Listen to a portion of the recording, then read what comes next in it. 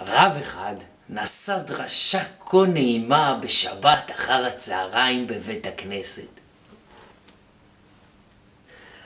עד שכל שומעיו נרדמו.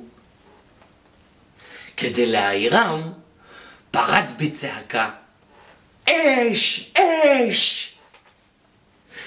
שמעו המאזינים והתעוררו בבהלה. היכן האש? היכן? היכן? בגיהנום, רעם הרב. שם מחכה כבשן לוהט לנשמותיהם של אלה שלא שמעו את הדרשה שלי.